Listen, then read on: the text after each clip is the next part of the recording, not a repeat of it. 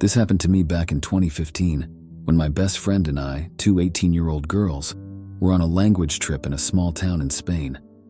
We were chosen by our school to be exchange students for 4 weeks in preparation for our Spanish exams back home in England. In this small town, there wasn't much to do for us, so we looked forward to going to our local bar every night and having a few drinks. This was Europe, so drinks were much cheaper than back home.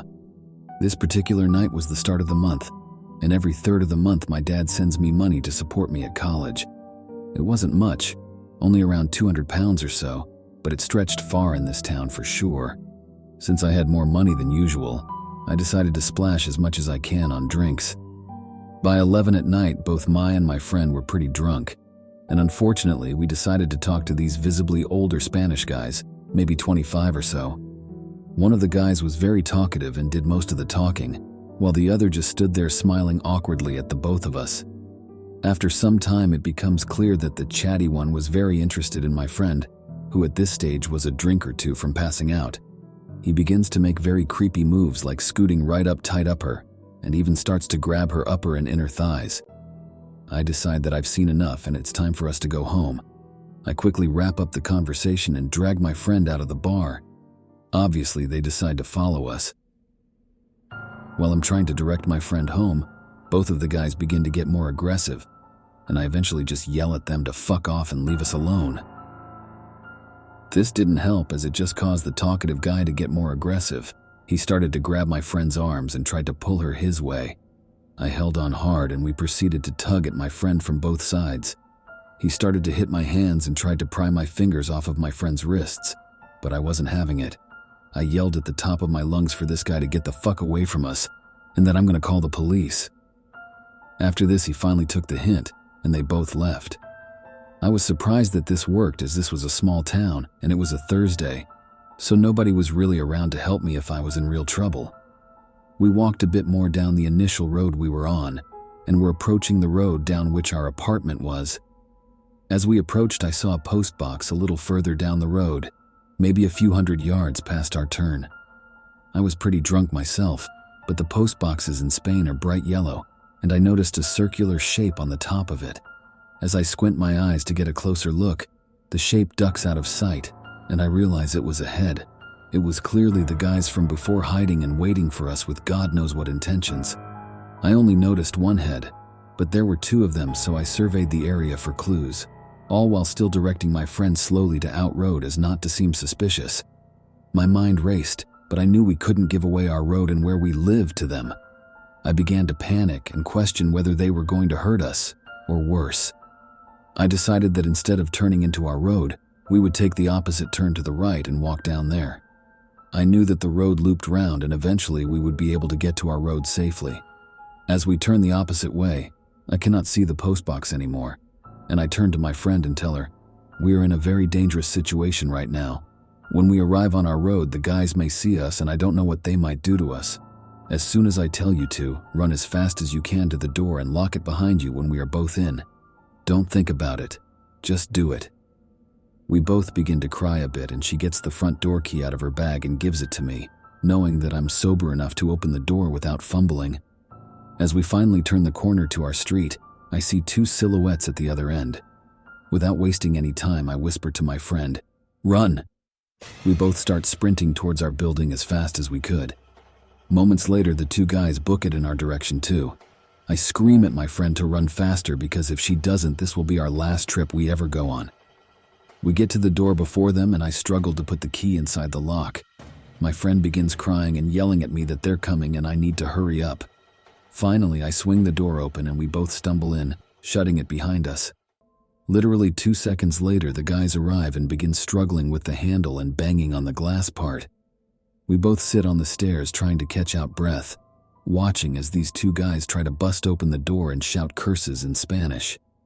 Eventually they stop and we walk up to our apartment, trying to process what the fuck just happened. Maybe 20 minutes later, I quietly go downstairs to see if the guys are gone. They're still there, with their hands and face pressed up against the glass, just staring. After observing them for a good 5 minutes from the shadows, they finally leave.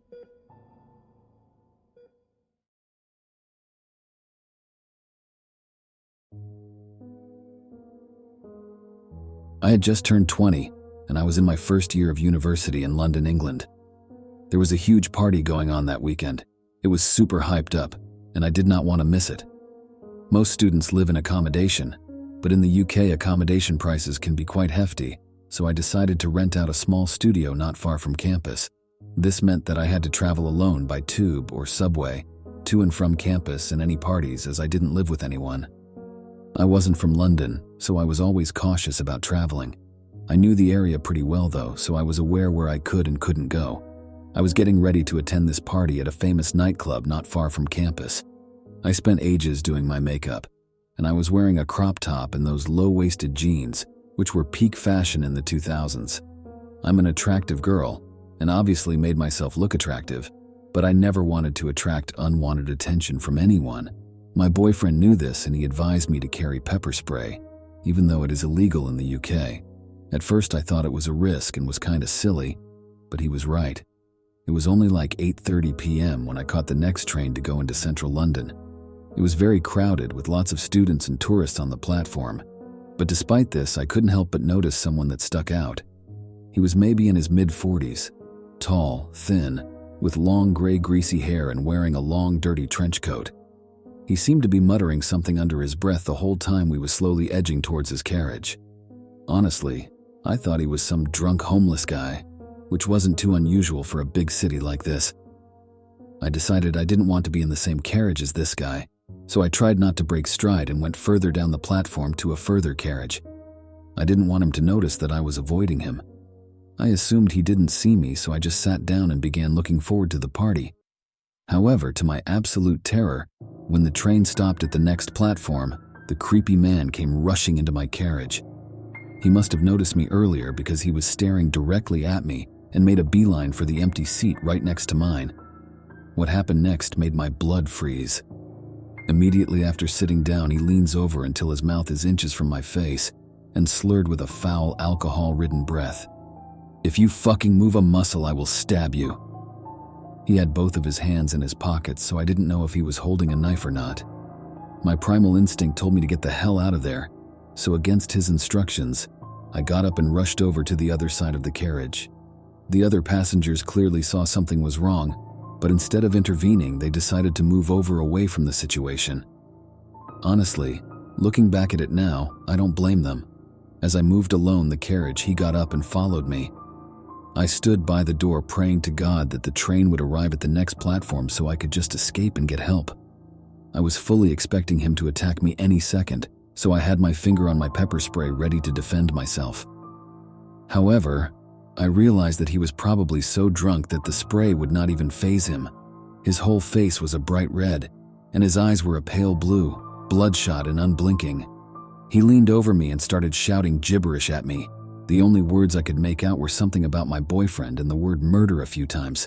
I had no idea who he was and what the hell he was shouting about, but maybe he was having some psychotic attack or something. I don't know. The train finally pulled into the next stop, and to my absolute relief, he finally got off. He staggered away across the platform with his hands still in his pockets. I still don't know if he had a knife on him. I don't know if he did the same thing to someone else and actually stabbed them.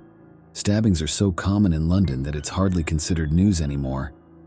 As soon as the train door closed, everyone rushed over to me and started asking, "Oh my God, are you okay?" Yeah, typical. I was still frozen with fear, but a sense of relief washed over me seeing him disappear. After this, I went straight to the party and actually enjoyed myself a lot despite all of this. However, since then I have been taking taxis whenever I could afford to, because you never know who is around you.